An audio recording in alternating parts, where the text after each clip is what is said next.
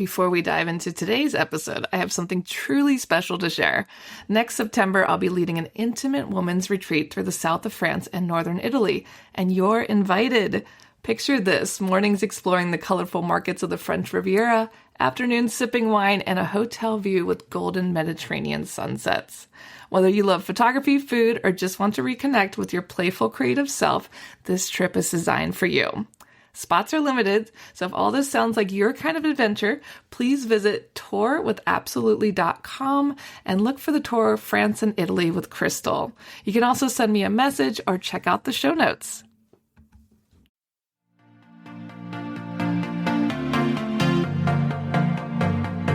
Hey guys, my name's Crystal Kenny, and I'm in love with creating. All things artistic and imagination involved. I'm an American girl who chased her creative dreams all the way to Paris, France, making a living using photography. This podcast takes you inside the stories of all the artsy folks I've met along the way and gives you that extra push to discover your creative gifts. The desire to create is deeply inside each and every one of us, and I give you the tools and inspiration to find a new way of living a more creative life. This is La Vie Creative, the podcast.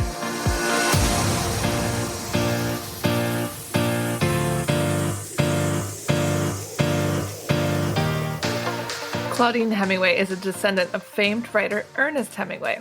We bumped into each other at a party and decided to team up and dive deep into French history, but with a twist, by bringing a spotlight to those lesser-known creatives in France.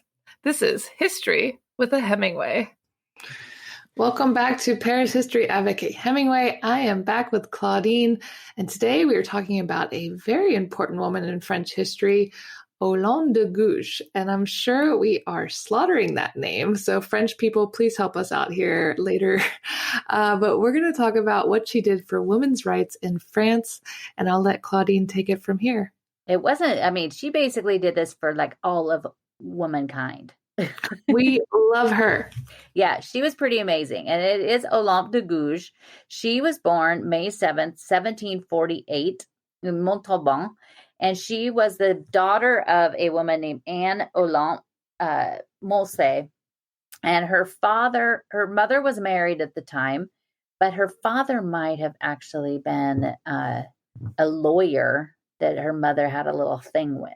Drama. So we're not really sure for sure who her parents are. There's a lot of doubt. It's not one of those things like maybe most people think. Most historians are like, nope, her wife's husband, mother's husband. it's like Recamier, the husband, brother, father. Yeah, exactly. But when she was born, her name was Marie Olympe. Her father could have been the lawyer. He also could have been the butcher, who her mother was married to, named Pierre. And on October 24, 1765, she was married off to Louis-Yves Aubray de Gouges. She was 17 at the time. He was 47. Eek. And they were married at the Église Saint-Jean-Baptiste in Montauban, just north of Toulouse. In 1766, the next year, on October 29th, they had a son named Pierre. And then the next year, in 1767, her husband, from what all accounts that I found, was that he was kind of a bore and kind of a jerk. Mm-hmm. He was 30 years older than her. And he was killed in a flood. Oh. Washed away.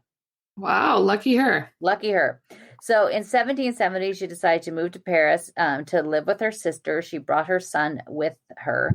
Some reports said that she basically left her son with a family member. So that's, you don't really hear anything about him again. So that could have been the case. In Paris, she ended up meeting a man named Jacques Beatrix de Rosier. He was a director of a military transport company. He proposed to her, but she declined because she had more freedom as a woman being a widow than she did being married. Ah, smart lady. Yeah. She might have maybe gotten pregnant with him, and had a child that ended up dying at a very young age, but they're not sure. But people, there's no evidence of any of that. There's just some things that you've read say that she might have been pregnant. I read something else that her son had a sister that was killed in the revolution, but that I never found that anywhere else. So I was like, I don't really think that's probably true, because said that she just had the one son. Jacques gave her a lot of money and paid for an apartment just down the streets of Saint-Sulpice. There's a plaque on the building now. It's between Saint-Sulpice and the Jardin de Luxembourg. She was very educated and very well spoken, and she was sought after company for a lot of people, and a lot of that she could have also been a courtesan at the same time. And you know how we love the courtesans. They're our favorites. They're our favorites. So she started writing, and she started to write plays. And she, even with the money that she had, she ended up owning her own theater company that included a theater with sets and costumes and everything.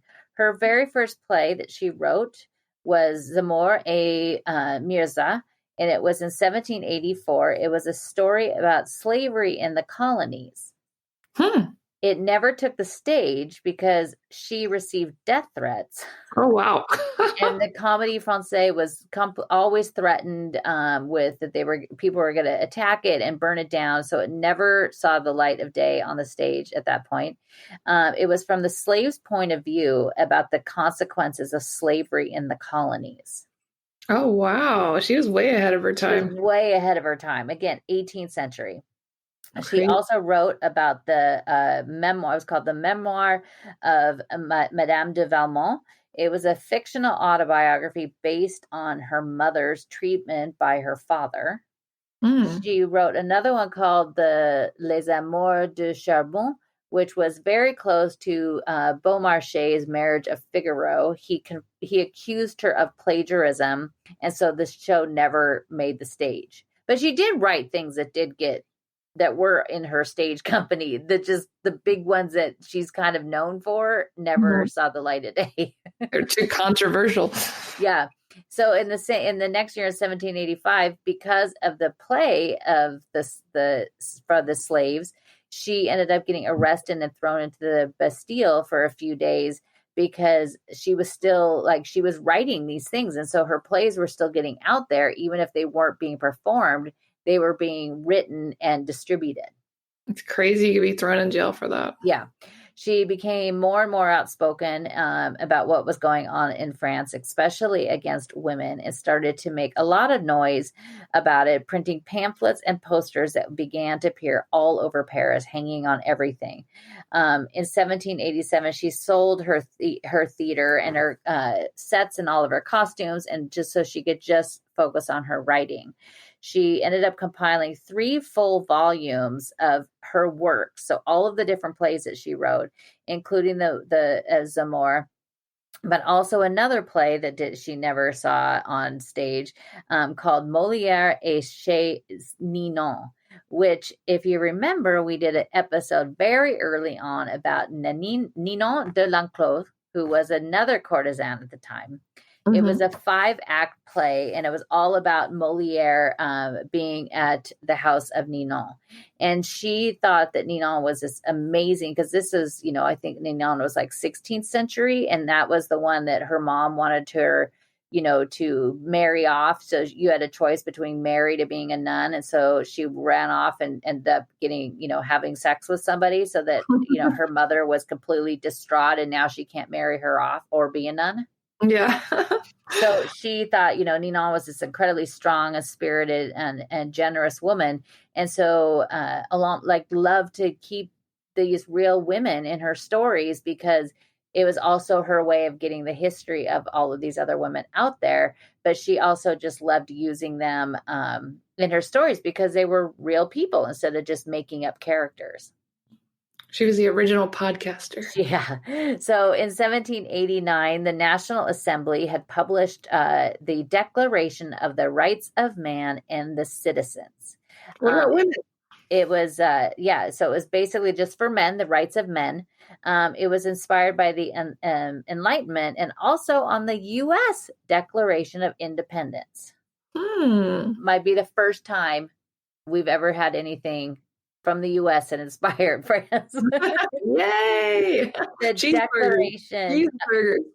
Yeah, the Declaration spurred her to speak out even more. She moved to Versailles to be close to the National Assembly. She proposed to the leaders to advocate for the same equality for women, including the woman's right to a legal divorce without being accused of slander, like so that they could actually speak up in a divorce proceeding. A right to education, and also that a theater would be set up for the plays written by women. Wow, I'm surprised they didn't just hang her. I know. Well, she doesn't have a good ending.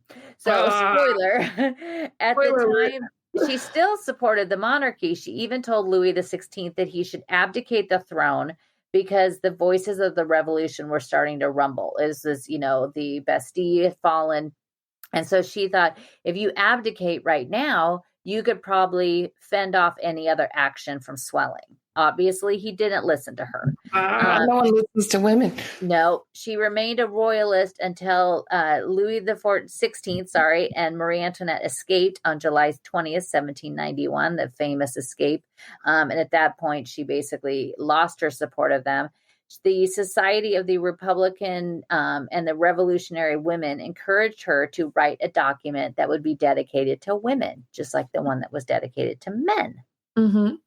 So on September 14, 1791, as the revolution was trying to make their changes for the men, making it so that the women were still under the husband's, finger and under, they were basically speechless. They had no rights. She called for the complete freedom of speech of women to be able to vote and also to run for public office. She's rumbling the feathers. Rumbling. So all the 17 articles were reimagined. Some of them were exactly the same as in the one for men, except for she changed it to women instead of men. She spoke up for women that got her in trouble. She violated all of the norms that they thought, she's doing, this isn't what she's doing. She can't be doing this. This is not the right, the way a woman's supposed to behave, which is exactly what she was speaking up against. Yeah. So Robespierre, the very big figure of the revolution, didn't take too kindly to her. No, they didn't like anybody that spoke up against them, especially just speaking up against them. But she was writing these pamphlets and distributing them all over the place. And she, people listened to her. So they weren't very happy with her. So they slapped her with committing treason. On July 20th, 1793, she was arrested. A few days later, the gendarmes accompanied her back to her house to go through her things to find just all the different writings. So basically, it was just, let's go there and get evidence against you. On July 25th, 1793, she was charged with having written works contrary to the wants and needs of the people and against those in power. Gosh, how many women have been murdered over the centuries? Yeah, but it's also like against the needs of the people, or how about just the needs of men? Exactly. But she was able to smuggle in some paper and a pen, or, a quill back in those days. So, I don't think they're Sharpies, but she smuggled some in, and she ended up still writing pamphlets, and she would somehow be able to get them smuggled out to other people where they would copy them and distribute them around. And that just made them even more angry. Prosecutors called her a criminal, that she had motives to take down the government. During her trial, she sat there, I guess, shrugging her shoulders and making faces and like rolling her eyes. And so that, of course, was not taken well, because she should just sit there and be quiet. And so she was taken to the conciergerie on October 28th. And we know that is, of course, from where Marie Antoinette was taking. They called it the antechamber of death, because once you went there, your next stop was guess where? Uh, ugh. The guillotine. So she tried to tell them that she was pregnant because a woman could say if she was pregnant, she could be saved. They wouldn't kill, I guess they had some feeling and thought, oh, if you're pregnant, we won't kill you till afterwards.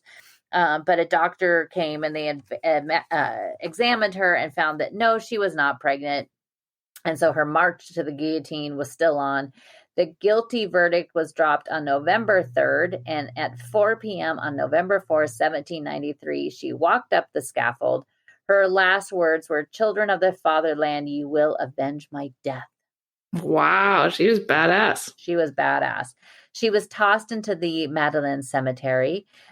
She was killed by the guillotine that was at the Place de la Révolution, which we know today as the Place de la Concorde.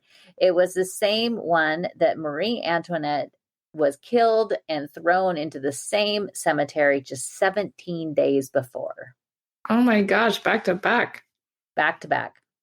So a few of the women tried to take up the fight, going to the assembly, but they were quickly reminded what happens to you if you decide to try to fight the government for women's rights. So Olympe ended up becoming basically like the poster child for you don't want to do this. Oh, great. The opposite of what she wanted. Yeah. 9 days after her death, her son Pierre Orbe wrote a public letter denouncing his mother and all of her writings. He tried to have her name changed back to her birth name. And less than 2 years later, on April 11, 1795, he wrote another letter to the convention asking for her name to be rehabilitated and so that he could inherit all of her property. What a jerk. I know, quite the jerk. They basically were like, nope, we're not doing that. And that little turkey under Napoleon, he was an officer under Napoleon Bonaparte. And in 1801, he was sent to Guyana, partially a little bit as an exile. He was sent there with his wife and children. But Napoleon partially did it because he didn't like the fact that he denounced his own mother. Wow, even Napoleon punished. Well, Napoleon was a mama's boy. He was kind of. Remember the painting that's in the Louvre that she was not at the coronation, and then he has Jacques Louis David paint her in. So yeah, I think he was a little bit of a mama's boy. In 1803, on February 7th, he ended up dying of fever in Guyana, and so that was just the end of him, and he never got his mother's property. Well, good. Good little turkey. But in 1944, on April 21st, under a provision from the government led by de Gaulle, who was not president, the very first ballot was actually cast by a woman 8 days late, or a year and 8 days later, on April 29th, 1945. A year and 8 days. So in 1944, they decided women could have the right to vote, but it was an entire year and 8 days later when they actually got to cast the first ballot. I can't believe it's so recent that we can vote. Like, it's crazy. 1945, we weren't alive then, but that's basically that's our parents' generation. Yeah, that is not that long ago. That's not. And when you think of the end of World War II was September 2nd, 1945. Mm-hmm. So, there's people alive today that would have been alive when the first time they got to vote. We've come so far. We've come so far.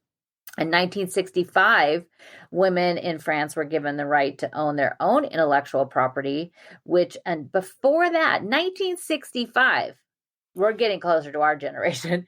Their intellectual property belonged to their husbands. So think of Colette. How Willie, she had a right under his name. George Sand, she had to create that pseudonym. There's all these different women over time until 1965. That's crazy. That is, more, basically once you got to the, early 1900s, women could, they could publish under their name, but they couldn't own it.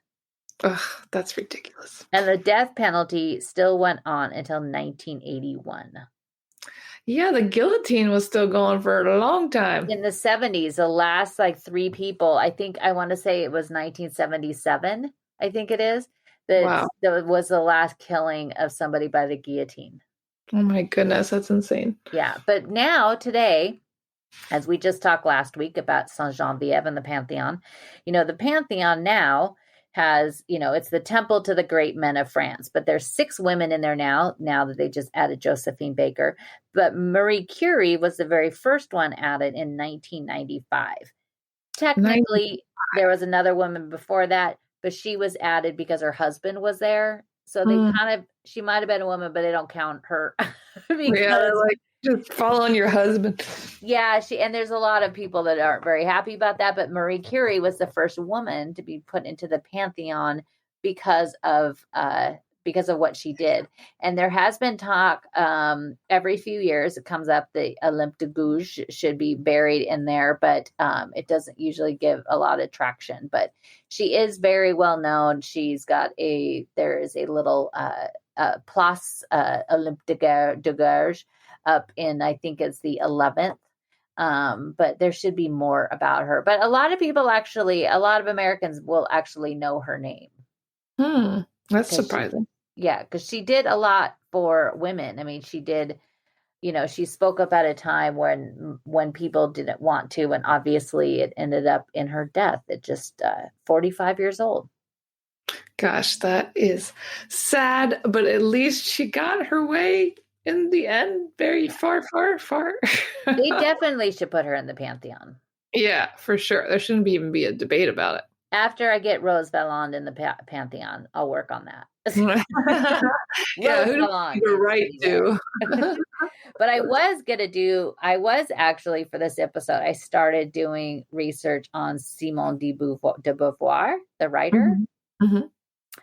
And I stopped because I kept finding all of these horrible things about her as a teacher with the underage girls in her school. And she kept getting fired from jobs. And so I stopped and I was like, I can't even talk about this.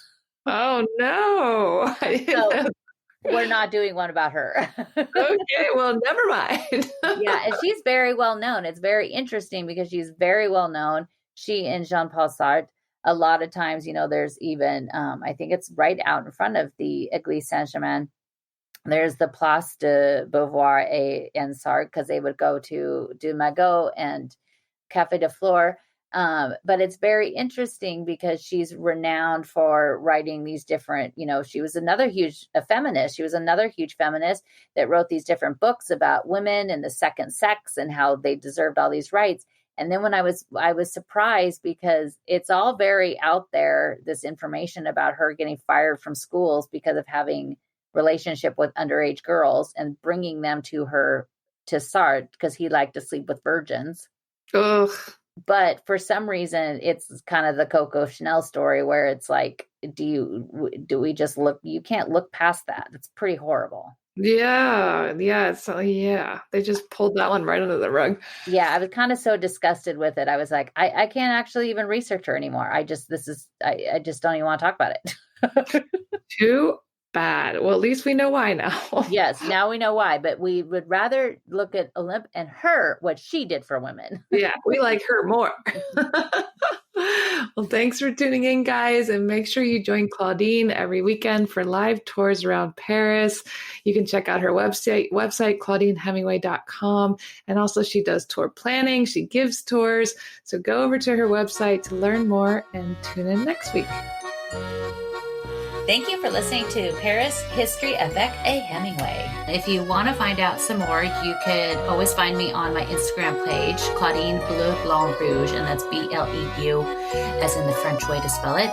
And each day I post a daily history lesson about a person or a place or something in Paris, or it's lots of fun facts. And then also at ClaudineHemingway.com, where you can also sign up for my newsletter there.